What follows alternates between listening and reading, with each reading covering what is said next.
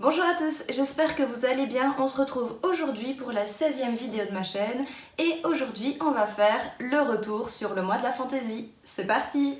Dans ce mois de la fantaisie, je devais lire plusieurs livres. Il était question des orphelins de Windrasor de Paul Clément, ici en e-book, de La Passe-Miroir, Les fiancés de l'hiver, le tome 1 de Christelle Dabos aux éditions Pôle Fiction, et Des Entremondes de Sean Isley, L'Hôtel Invisible aux éditions Lumen.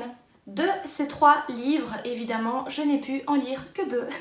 Voilà, vous allez tout de suite découvrir pourquoi. En attendant, on commence avec Les Orphelins de Windrasor. Bien entendu, je vous laisserai aller voir les résumés de chaque livre dans ma précédente vidéo. Je ne vais pas me répéter ici, n'hésitez pas à aller voir, elle sera ici dans le petit i. Les Orphelins de Windrasor, donc c'est un roman que j'ai vraiment adoré. C'est très spécial parce qu'on est vraiment dans un univers assez noir, assez sombre, et on est dans cet orphelinat où les enfants sont envoyés parce que personne d'autre n'en veut, et ils sont encadrés par des personnes qui sont particulièrement malveillantes, qui sont là parce qu'ils le doivent bien, et dès qu'ils peuvent remettre un peu les enfants à leur place, ils n'hésitent pas. On a d'ailleurs Spinello, donc le personnage principal, qui est assez rebelle, qui n'écoute pas vraiment les directives de ses encadrants, et ni du directeur d'ailleurs, et du coup il est vraiment tout le temps en train de se prendre pas mal de choses dans la figure parce que les encadrants veulent vraiment essayer de le remettre à sa place, et Spinello, non, il est pas comme ça, il veut pas être mis à sa place, et du coup, il le paye par la suite. On est dans un roman choral, on suit différents personnages en même temps. Je dois vous dire que je ne sais plus le nom des autres personnages parce qu'ils ont vraiment des noms hyper spéciaux, hyper bizarres. Comme je l'ai lu en début de mois et que j'ai pas fait mon bullet journal ce mois-ci et que je n'ai pas noté mes lectures, du coup je n'ai plus le nom des différents personnages. Mais bon, ça n'a pas beaucoup d'importance de toute façon. On suit aussi un autre personnage très attachant qui est beaucoup plus sage, qui est vraiment apparemment d'une apparence très laide, le pauvre. Il est bossu, il clampine, il a vraiment pas grand chose pour lui, le pauvre. Et par contre, c'est un ami extraordinaire, c'est quelqu'un vraiment d'hyper gentil. Donc j'aime beaucoup ce personnage là aussi. D'un autre côté, on a une jeune fille qu'on suit aussi qui a été prise un peu sous l'aile du gardien de la bibliothèque, qui va aider à tenir cette bibliothèque avec son maître quelque part, et qui va espérer rester là toute sa vie. C'est vraiment un des seuls personnages qui n'a pas forcément envie d'être adopté. Elle a son univers qui est prévu, et elle a vraiment envie de pouvoir rester dans cette bibliothèque à vie. Vous vous douterez bien que tout ne se passe pas à merveille. Comme je vous l'ai dit, Spinello a une vie assez difficile parce que voilà, il se rebelle énormément et ça ne plaît pas au directeur.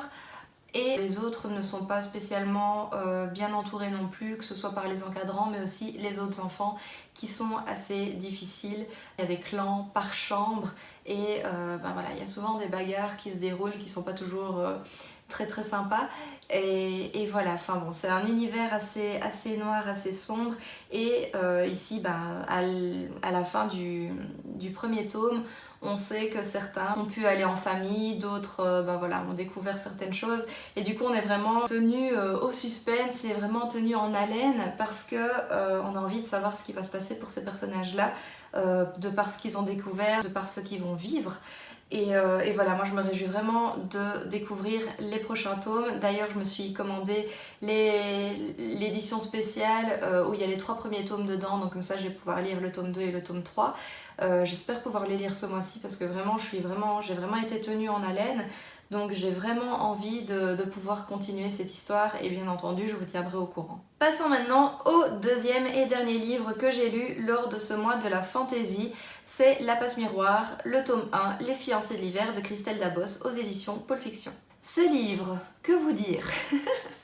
Si vous m'avez un petit peu suivi sur Instagram, vous savez que ça a été une lecture très difficile pour moi. Alors je ne sais pas du tout pourquoi, il ne veut pas rester en place, mais j'ai pris énormément de temps à lire ce livre. Je crois que j'ai commencé avant la mi-mai et je l'ai fini le 31 mai, voilà, pour dire de vraiment clôturer le mois de la fantaisie. mais j'ai vraiment eu du mal. C'est pas du tout par rapport à l'histoire parce que j'ai trouvé qu'elle était super bien construite. J'ai beaucoup aimé, il y a pas d'erreur dans la construction du monde qui entoure l'héroïne. Les personnages sont hyper intéressants. L'univers qui se met en place est vraiment intriguant. Non, c'est pas du tout de la faute du livre. Maintenant, moi qui n'ai pas vraiment l'habitude de lire de la fantasy, je me demande si c'est pas le fait aussi de devoir me créer ce monde qui a fait que j'avais beau lire et j'avançais pas quoi.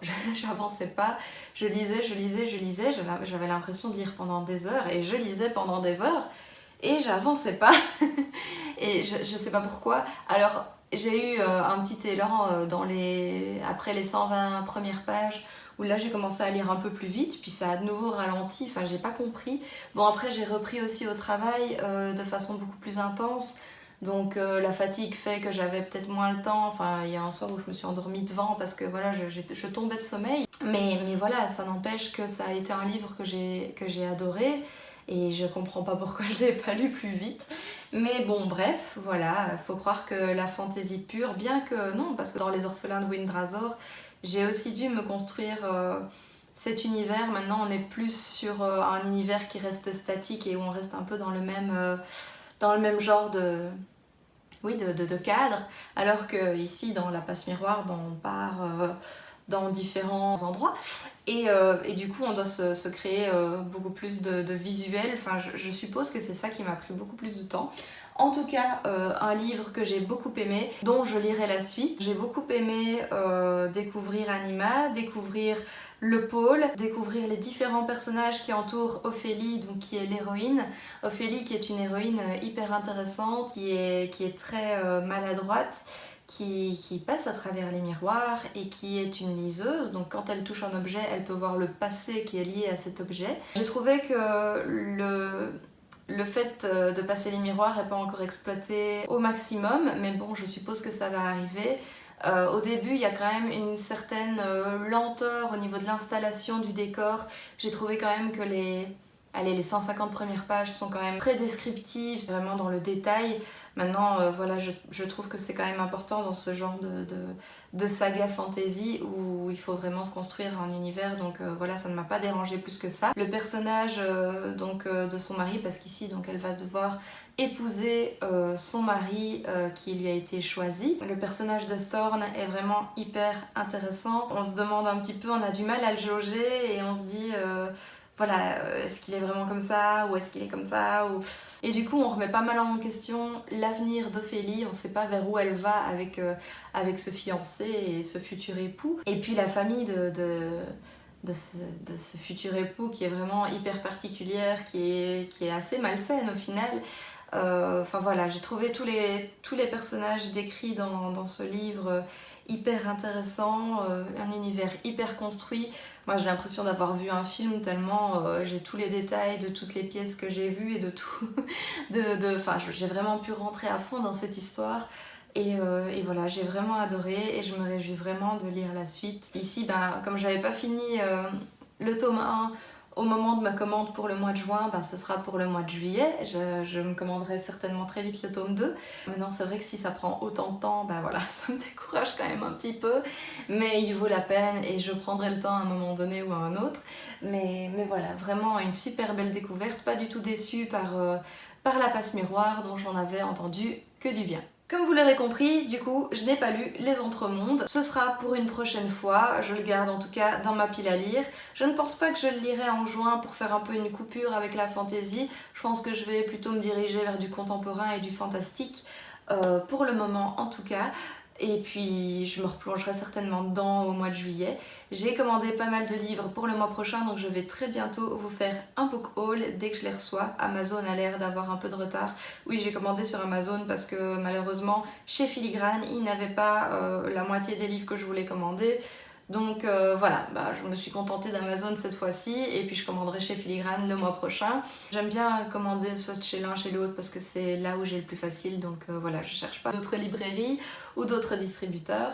Donc voilà, j'espère que cette vidéo vous a plu. N'hésitez pas à me laisser un pouce bleu si c'est le cas. Abonnez-vous pour ne louper aucune vidéo de ma chaîne. Laissez-moi un commentaire pour vous me dire quelles ont été vos lectures du mois de la fantaisie, comment cela s'est passé.